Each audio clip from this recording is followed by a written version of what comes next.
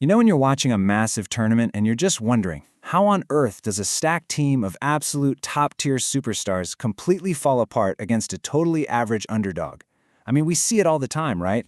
The talent is absolutely there, the physical prep is there, but man, the scoreboard tells a totally different story. Well, the secret actually lies in the invisible, kind of misunderstood power of group dynamics. Welcome to Subject Simplified. I'm your host, and for today's explainer, I want you to think of me as your personal assistant coach. We're going to tackle the fascinating world of sports psychology, specifically zooming in on group dynamics. So if you've got coursework or an assignment coming up on this, you are in the exact right place. We're going to simplify the theories, nail down the core concepts, and give you the exact sporting examples you need to absolutely crush that grading rubric. All right, let's quickly open up the playbook for today. First up, we'll look at group processes. Second, team cohesion. Third, leadership. And finally, how all of this actually impacts team performance. So let's kick things right off with Section 1, Group Processes, from Chaos to Champions. Think back to the very first incredibly chaotic practice of a new season. Nobody knows where to stand, everyone's awkwardly sizing each other up, it's just a mess. So how does that group of awkward strangers actually transform into a championship machine? Well, every team goes through Tuckman's 4 stages of group development. First is forming, where everyone's just getting together and figuring out basic roles. Then comes storming. Oh yeah, this is the highly toxic phase, where everyone is suddenly fighting over who gets to take the penalty kicks or who the real star is. If you actually survive that, you hit norming, where the team finally agrees on the rules and starts collaborating. And finally, performing, where the team is a well-oiled machine operating at its absolute peak. But you know, what happens when things go totally sideways? Let's look at Steiner's model of group productivity. Steiner created a super simple equation. Actual productivity equals potential productivity minus faulty processes. Basically, a team's true actual output on the pitch is their maximum potential minus all the mistakes, miscommunications, and just bad coordination they suffer along the way. Your ultimate goal as a coach or sports professional? Reduce those faulty processes. Now, to actually measure those faulty processes, take a look at the clapping icons on the screen here. Have you ever heard of the Ringelmann effect? Imagine doing a really simple activity using a sound meter. One person claps, and you record the sound level.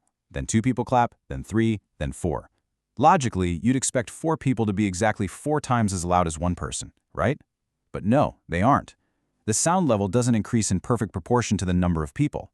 Believe it or not, individual effort actually drops as the group size gets bigger. And that weird drop in effort leads us to a universally despised concept, social loafing. Put simply, this is hiding in the crowd. You know exactly what I'm talking about.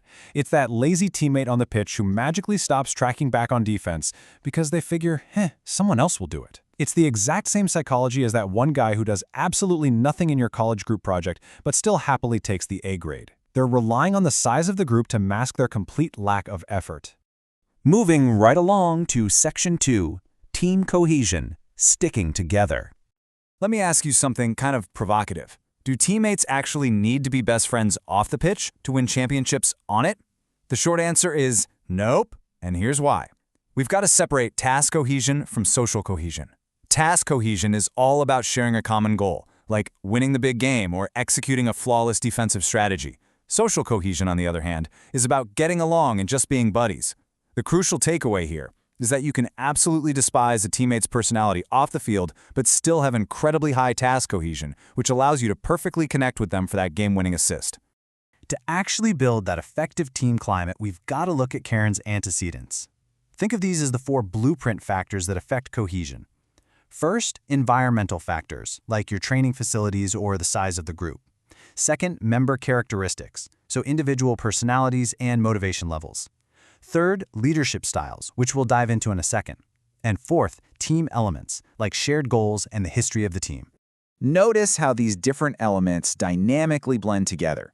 When you have all these different individual traits, environments, and leadership styles, they don't just sit next to each other in a vacuum. When a coach successfully manages Karen's antecedents, it directly impacts performance, creating a cohesive sports team that moves together as a single, powerful unit. So how do you actually measure and build this elusive chemistry? Well, one highly effective coaching strategy is using something called a sociogram. Basically, a sociogram maps out the interactions, choices, and preferences of individuals within a group. Imagine observing a team playing a totally unfamiliar game, like ultimate frisbee. A coach can track every pass, every look, every interaction. This helps them map out the hidden friendships, the isolated players, and the natural leaders in the locker room, giving them the exact data they need to build real group cohesion. Which perfectly sets us up for Section 3, Leadership in Sports Groups. Who's the boss? Picture a screaming red-faced manager on the sidelines completely losing their mind, and then picture a calm, tactical player wearing the captain's armband. Which style actually works better? Well, if you're taking notes for your assignment, definitely jot these down, because these are guaranteed checkboxes on your grading rubrics. The core theories of leadership are the trait approach, which says leaders are just born with certain characteristics; the behavioral approach, which argues leadership can actually be learned; the interactional approach, which combines those two; and the multidimensional model, which looks at the leader, the group, and the specific situation all at the same time. Now, we also need to understand the big difference between prescribed and emergent leaders. A prescribed leader is someone who is handed the job from the outside, like an appointed head coach or a manager brought in by the team owners. An emergent leader, on the other hand, naturally rises up from within the team's ranks over time. They earn that respect organically, kind of like a veteran player who just naturally becomes the unspoken captain. Then we have the actual styles of leadership. Let's compare autocratic to democratic. The autocratic leader is the sole decision maker. They dictate tasks, and honestly, they completely ignore the opinions of others. We've all played for that tyrannical intramural captain who thinks he's managing a multi-million-dollar pro team, right? On the flip side, the democratic leader actually shares responsibilities and collaborates with the team when making decisions. There's also the laissez-faire, totally hands-off approach, and the paternalistic approach, where the leader acts with absolute authority, but still genuinely cares for the players like a parent. All right, let's bring it all home with Section 4, Impact on Team Performance, Win or Lose. So, how do all these fancy psychological theories actually translate to real numbers on the scoreboard? It all comes down to this clear matrix of positive versus negative impacts. When you have strong leadership and high cohesion, the positive impacts are massive. You get improved performance, clearly assigned roles, a common goal, and crystal clear communication. But when group dynamics fail, the negative impacts will literally destroy a team from the inside out. You get that dreaded social loafing, constant misunderstandings, unclear communication, and just toxic selfishness and greediness on the field. So I want to leave you with a final thought to kind of challenge your own leadership potential. Based on everything we just covered today, from Tuckman's stages to Steiner's faulty processes and all those different leadership styles, if you were named captain tomorrow of a completely broken team, which theory would you pull from your toolkit to fix them?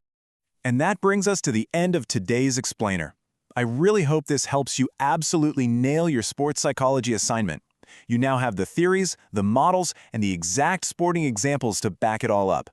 If this explainer simplified your studies, please go ahead and hit that like button and subscribe to the Subject Simplified channel for more in-depth educational content to help you ace your coursework. Keep studying hard, and I'll see you in the next one.